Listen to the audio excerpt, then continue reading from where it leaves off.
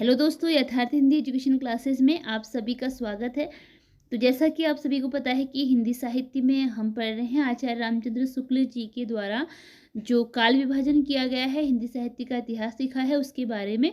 जिसमें कल हमने पढ़ा था कि आचार्य रामचंद्र शुक्ल के जो हिंदी साहित्य का इतिहास लिखा था उसमें उन्होंने किस प्रकार कवियों को नाम दिया था। जैसे कि शिव सिंह सरोज की रचना को इन्होंने कविवृत्त संग्रह कहा है। जो शिव सिंह सरोज की रचना है इसको इन्होंने क्या कहा था? कविवृत्त संग्रह। शिव सिंह सरोज जो रचना है शिव सिंह सेंगर की, तो कविवृत्त संग्रह कहा। और modern vernacular literature of northern Hindustan को बड़ा कविवृत्त संग्रह कहा। और मिश्र बंधु विनोद को इन्होंने कहा था बड़ा भारी प्रकांड या फिर प्रकांड कविवृत्त संग्रह। बड़ा भारी कविवृत्त संग्रह भी कह सकते हैं आप इसे, और प्रकांड कविवृत्त संग्रह, इन नामों से इन्होंने इसे बताया था। और जो काल विभाजन का आधार था इसमें प्रसिद्ध ग्रंथ थे, और जो उस समय की जनता की चित्तवृत्ति थी उसको इन्होंने आधार बनाया था। उसके आगे पढ़ा था कि आधुनिक काल में गद्य का आविर्भाव सबसे प्रधान साहित्यिक घटना है, इसके बारे में। फिर मिश्र बिंदु विनोद के अतिरिक्त सामग्री सहयोग के लिए इन ग्रंथों के नाम शुक्ल ने दिए हैं। एक तो उन्होंने अपने इतिहास ग्रंथ लेखन में मिश्र बंधु विनोद का जो है प्रयोग किया है, इस्तेमाल किया है, वहाँ से सामग्री ग्रहण की है। और इसके अतिरिक्त जो इन्होंने नाम दिए हैं जिनका इन्होंने प्रयोग किया है, जैसे हिंदी कोविद रत्नमाला जो कि बाबू श्याम सुंदर दास की है, और कविता कौमुदी रामनरेश त्रिपाठी की रचना, और ब्रज माधुरी सार वियोगी हरि जी की रचना। इन रचनाओं को इन्होंने आधार बनाया था अपने ग्रंथ लेखन में। तो मेरा उद्देश्य, आगे शुक्ल जी का कथन है कि मेरा उद्देश्य अपने साहित्य के इतिहास का एक पक्का और व्यवस्थित ढांचा खड़ा करना था, न कि कवि कीर्तन करना। यानी कि केवल कवियों का बखान करना ही उद्देश्य नहीं था, बल्कि क्या था कि साहित्य के इतिहास का एक पक्का और व्यवस्थित ढांचा प्रस्तुत किया जाए। व्यवस्थित कहने का मतलब है कि काल के आधार पर, क्रम के आधार पर उसका विभाजन करना। देखिए, शुक्ल जी का काल विभाजन इस प्रकार है। शुक्ल जी का काल विभाजन बहुत बहुत बहुत ज़्यादा इम्पोर्टेंट है, क्योंकि शुक्ल जी एक ऐसे लेखक रहे हैं जिन्होंने बहुत सी रचनाएं की हैं और एक प्रसिद्ध आलोचक के रूप में भी जाने जाते हैं। तो इनसे कोई ना कोई क्वेश्चन पूछ ही लिया जाता है। जैसे अब इनका नामकरण, जो इन्होंने नामकरण दिया है, किस आधार पर दिया है। पहला जो समय रखा आदिकाल, आदिकाल नाम किसके द्वारा दिया गया था? हजारी प्रसाद द्विवेदी जी के द्वारा। इन्होंने इसे नाम दिया है वीर गाथा काल नाम। ठीक है, वीर गाथा काल। अब वीर गाथा काल नाम देने का कारण क्या रहा था? उस समय की जो जनता की चित्तवृत्ति थी, और जो दूसरा वहाँ पर की साहित्यिक रचनाएं थी। मतलब कि साहित्य में जिन रचनाओं की अधिकता इनको दिखी थी, उसके आधार पर इन्होंने नामकरण किया था। वीर गाथा काल जो नाम रखा था, इसके 12 ग्रंथ थे जिसके आधार पर इन्होंने वीर गाथा काल नाम इसे दिया था। इसके बारे में हम आगे पढ़ेंगे कि ये ग्रंथ कौन कौन से थे, 12 ग्रंथ कौन कौन से थे जिसके आधार पर आदिकाल नाम इन्होंने दिया है। तो देखिए, पहला काल इन्होंने बताया था, आदिकाल का नाम बताया था शुक्ल जी ने। शुक्ल जी के अनुसार वीर गाथा काल था, जिसका समय संवत 1050 से 1375। शुक्ल जी के अनुसार यह काल विभाजन है। दूसरा भक्तिकाल नाम दिया, जिसका समय संवत 1375 से 1700 तक रहा। उसके बाद रीतिकाल जो नाम दिया है, इसका समय रहा था संवत 1700 से 1900 के बीच का। फिर आता है गद्यकाल, इसका समय रहा था संवत 1900 से 1984 तक का जो समय था, शुक्ल जी ने उसे गद्यकाल नाम दिया था। तो क्वेश्चन इस प्रकार भी पूछा जा सकता है कि उत्तर मध्यकाल को शुक्ल जी ने क्या नाम दिया? तो इन्होंने रीतिकाल नाम दिया। आदिकाल को इन्होंने नाम दिया था वीरगाथा काल। आधुनिक काल को नाम दिया था गद्यकाल। ठीक है, और पूर्व मध्यकाल का नाम था भक्तिकाल। तो इस प्रकार यह शुक्ल जी के द्वारा किया गया काल विभाजन, जिसमें हम पढ़ते हैं वीरगाथा काल, भक्तिकाल, रीतिकाल और गद्यकाल, और ये इनका कालक्रम है। ठीक है, तो अगला देखते हैं कि अगला पॉइंट क्या है। देखिए, साहित्य इतिहास लेखन की परंपरा के बारे में अब हम पढ़ लेते हैं।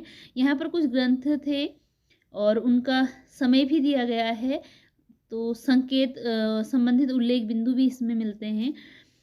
तो ग्रंथ हैं, जैसे ग्रंथ, ग्रंथकार और समय।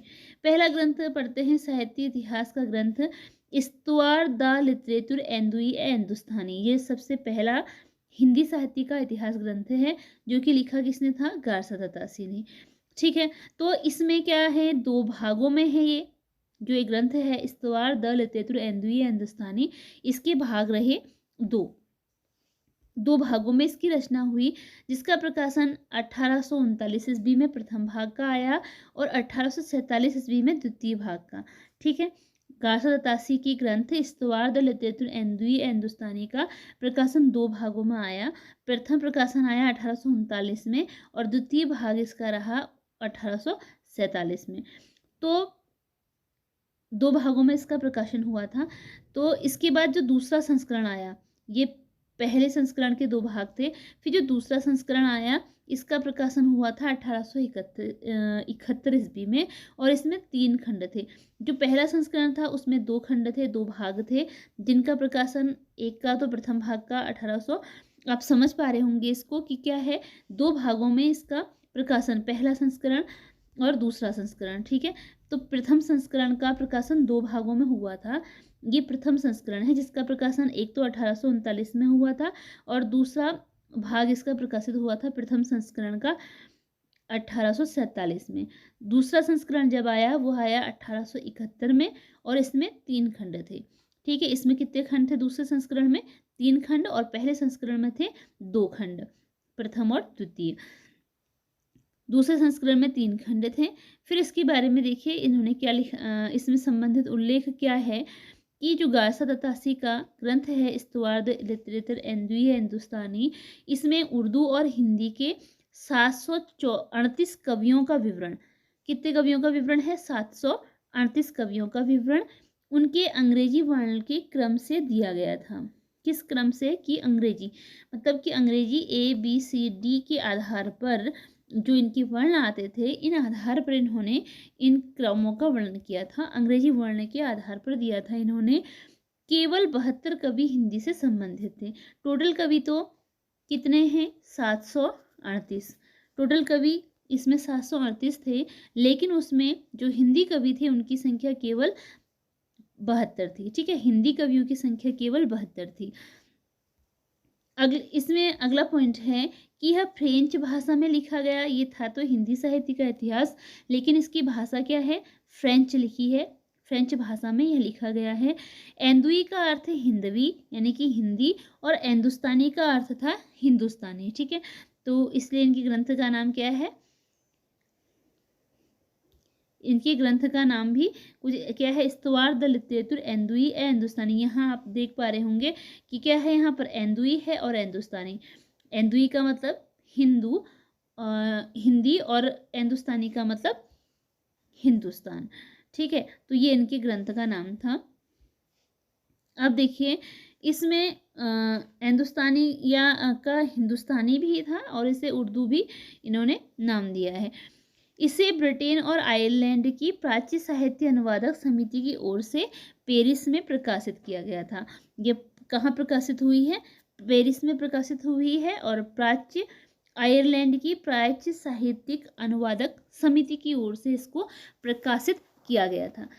इसमें काल विभाजन और नामकरण का कोई प्रयास नहीं किया गया है। काल विभाजन और नामकरण का कोई प्रयास इसमें नहीं हुआ है। ना तो इसमें काल विभाजन है, ना ही नामकरण है। तो यह प्रयास इसमें हमें नहीं मिलता है। फिर देखिए अगला पॉइंट है कि डॉक्टर लक्ष्मी सागर वार्ष्णेय ने इस ग्रंथ में वर्णित हिंदी रचनाकारों संबंधी सामग्री का हिंदी अनुवाद हिंदुई साहित्य का इतिहास शीर्षक से 1952 में प्रकाशित कराया था। तो इसी बुक का, क्योंकि इसकी भाषा फ्रेंच थी जो गारसा दत्तासी के द्वारा लिखी गई थी, इसका हिंदी में अनुवाद करवाया है लक्ष्मी सागर वार्ष्णेय ने। यहाँ पर आपका ये क्वेश्चन भी है एक कि गारसा दत्तासी की बुक का हिंदी में अनुवाद किसके द्वारा कराया गया? वह कराया गया था डॉक्टर लक्ष्मी सागर वार्ष्णेय के द्वारा। अब इन्होंने किस नाम से यह कराया था? तो इसका नाम था, जो इन्होंने अनुवाद कराया था वह था हिंदुई साहित्य का इतिहास। ठीक है, हिंदुई साहित्य का इतिहास नाम से इन्होंने 1952 ईस्वी में इसका प्रकाशन करवाया था।